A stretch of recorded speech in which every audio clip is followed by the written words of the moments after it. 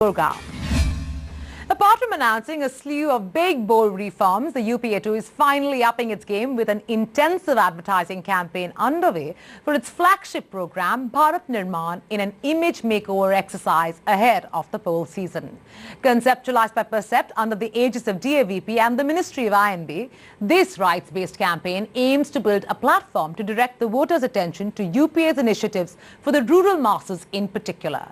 With the image of the government finally being redeemed after strong policy decisions and a decisive stand, the timing is tailor-made.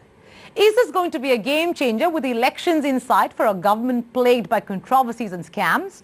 Or are we looking at another India shining debacle? Nikita Saxena gets you the entire lowdown.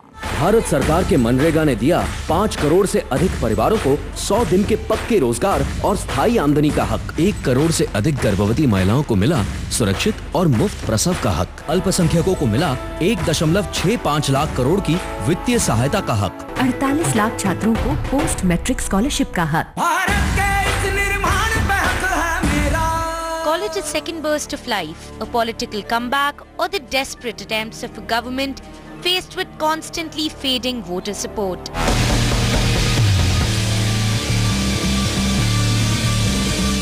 But be it the hike in diesel prices, the cap on subsidies on LPG, or the much talked about FDI in retail policy, the UPA just gave India its biggest set of economic reforms since 1991 and itself a new lease of life. The prices of diesel and LPG in India are lower than those in Bangladesh, Nepal, Sri Lanka and Pakistan. Intentional or not, Congress's newfound determination provided a perfect setting for the latest and 6th phase of their flagship Bharat Nirman campaign that kick-started on 3rd September. While the initial pitch had many contending agencies, including the likes of Lolintas, Grey Worldwide and Dentsu, the account was finally won by Percept and is being executed under the aegis of the Directorate of Advertising and Visual Publicity that is also handling its media duties. With the elections uncomfortably close and the battle lines clearly drawn for a government increasingly resolute about winning back its voters, this image makeover exercise could just be their potential ace. This year the focus is going to be on empowerment. It's talking about some of the successes that these 7 programs have achieved over the years, and ensuring that people understand that this is their hak, this is their right. It's not that the government is providing these, but it is that they need to demand these of the government. So we're just, ensuring that people are aware of this fact. If you look at all the 6-7 films, it's the people's campaign. People are talking and it's not the government that is talking. Yeah. Point number 2, unlike the last campaigns, this was it's an advertising campaign, as in it's classic storytelling. I mean, from a creative point of view, I didn't see it as a political or a non-political campaign. What I saw was an opportunity to do some good work and, to do a campaign which, unless you saw the logo or unless you heard the VO, you won't be able to make out that it's a political campaign. It's as simple as that. Yeah. So, and there were strong benefits in the sense, the statistics that came to me from whichever ministry, they were, I mean, as far as I am concerned, they were, like we are calling a language, they were strong reason to believe. Treading a cautious line, the 6th phase of the Bharat Nirman campaign, armed with the tagline like "Kya aapne liya apna hak? आपने लिया अपना हक? क्या आपने लिया अपना हक? Is taking a rights-based approach through its TVCs, radio spots and print advertisements. किसे बेवकूफ बना रहा है छोटू?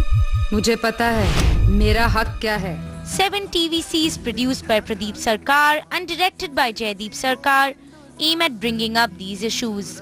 The government is steering clear of any over-the-top communication that may cost them even more votes considering the precarious position they are in. UPA has learned from BJP's India shining debacle and are hence keeping it as real and low-key as possible, focusing on rural India and the daily struggle of the Aam Aadmi through their campaign. It was a kind of a brief that was given to make it as clearly, as simple and as straightforward as possible. Do not overdo. As a matter of fact, while doing the overarching film, we had done a few things which were perhaps being slightly, you can say, jhamak dikhane ke liye. It was cut down by the minister. Don't do that. Don't show which is not supposed to be shown. Don't do that. I went ahead and I shot a lot of celebratory images of of people dancing and celebration and things like that, and that is not something that sort of was falling within the brief of it. So what we did, we had to rework that brief. So it's a nice balance where you have the celebration of the music in the video as well, and yet it's not ostentatious. The BJP kind of had a problem because of overplaying their hand as they did in the India Shining campaign, and therefore I think any government thereafter is going to be much more cautious in not seeing seeming to sort of gloat. In any case, the UPA has not that much to gloat about. The popular sentiment is so strongly against the UPA that for it to come in and start saying something and do chest thumping would seem absurd, because at a time like this, over-ambition would be the worst thing of all. There are many ways for this campaign to fail and very few ways for it to succeed. The price of success is very low and the price of failure is very high. So whichever way you look at it, it makes sense to keep it low-key and keep your head down. Slotted to run for a month, the print ads, TVCs and radio ads for this phase of the campaign have also been released in 10 to 12 languages, including Assamese, Kannada, Gujarati, Telugu, Bangla and Marathi to reach a more diverse audience. The TVCs are airing across Hindi news channels and GECs, keeping the frequency on English news channels to a minimum, bearing the audience in mind. Adding to the earthiness, popular singer Kailash Kher was also roped in to sing the overreaching Bharat Nirman jingle for this phase of the campaign. ये देश है मेरा, इस पर हक है मेरा, हो रहा भारत निर्माण, भारत के इस निर्माण पे हक है मेरा. I have been working for these people, Percept, Pradeep Sarkar. I respect him a lot.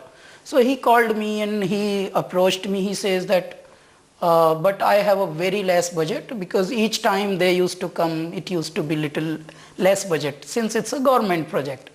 तो मैंने बोला जी आप बस आइए और गवाइए, तो जो भी आपका बजट होगा हम कर देंगे एडजस्ट. तो फिर हमने जैसे ही वो गवाने आए, वो पूछने लगे तो हम कितना आपको बना दें चेक. इनका आप नमस्ते का, धन्यवाद का एक चेक दे दीजिए और वो भी चेक नहीं, आशीर्वाद. While reports have been rife about the extravagant spends to the tune of ₹100 crore on this phase of the Bharat Nirman campaign, government sources refute this figure, claiming that the amount is actually inclusive of the spends on all the publicity generating activities carried out by the Ministry of I&B annually. The government also has no plans of taking this campaign online, citing the futility of social media for the Bharat Nirman communication and the audience it is intended for. और स्थायी आमदनी का हक. क्या आपने लिया अपना हक? भारत के इस निर्माण पे हक है मेरा. Political advertising does not, in the normal course of events, reach the large base of India simply because of media access issues. So this is not a campaign, that actually does what it says that it sets out to do. This is a campaign which is essentially aimed at communicating to the party itself and the government itself that it is it has woken up. That it will succeed in doing. Assuming that this kind of campaigns will bail out a government is a fallacy. If that is the case, no government will ever lose the power. There is always a party in power starts with a fallacy that by going for a heavy advertisement or carpet advertising, they can win back the voter. I think that fallacy need to be corrected. UPA government, one of the flagship program is Right to Information Act and several other empowerment of the citizens. But the campaign doesn't really focus on them so much as they are talking about the rural health and NREG, the Rural Employment Guarantee Program, and the infrastructure programs. But the real things that are really making some difference at the grassroots level, I think they are missing in this campaign. If ever the Congress was determined to be the phoenix that rose from its ashes, it is now. But with an information campaign that may be obsolete for a large chunk of their urban voting bank and a refusal to truly engage on social media to their advantage, Congress's strategy for the elections in 2014 has a long way to go before it actually results in a dramatic reversal of their fortunes. On that note, it's time for a short breather.